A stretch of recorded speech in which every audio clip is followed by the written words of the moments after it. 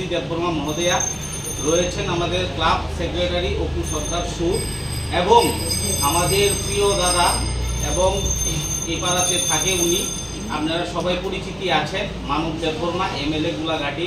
উনি আমাদের এই বছর জার্সি স্পন্সরশিপ আমাদেরকে দিয়েছেন।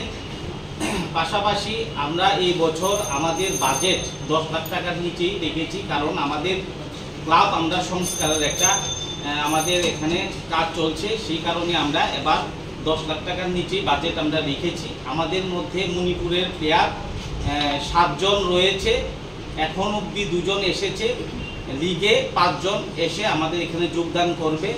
পাশাপাশি মিজোরামের 5 জন রয়েছে এবং কালিম্পংয়ের 2 জন প্লেয়ার রয়েছে, কলকাতার গোলকিপার রয়েছে, এবং আমাদের এই ঝাড়খণ্ডের থেকে 2 জন প্লেয়ার আসার কথা রয়েছে, আমরা কথা বলে রেখেছি। এবং এই বছর যে আমাদের লক্ষ্য, সেটা আমরা জুনিয়র দিয়ে প্লেয়ার টিম গঠন করেছি, এবং আপনাদের যারা ফুটবল দেখেন মাঠে সবাইকে ভালো খেলা উপহার দেওয়ার জন্যই আমরা টিম গড়েছি।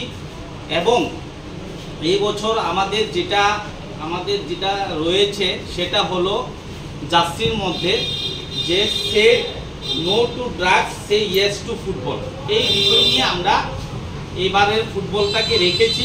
কারণ আপনারা জানেন যে যুব সমাজ এই নেশাতে আসক্ত হয়ে ধ্বংস হয়ে যাচ্ছে, ওদেরকে যাতে ফুটবলে ফিরিয়ে আনা যায়, এটাই আমাদের মূল লক্ষ্য।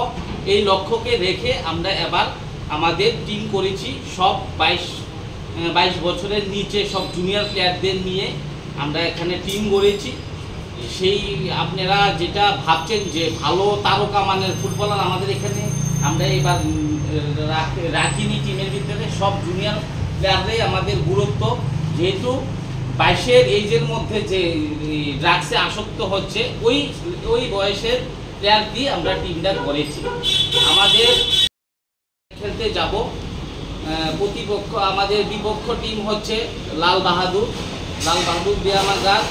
11 তারিখ একটা টিম খেলে রয়েছে, অলরেডি খেলা জিতে রয়েছে।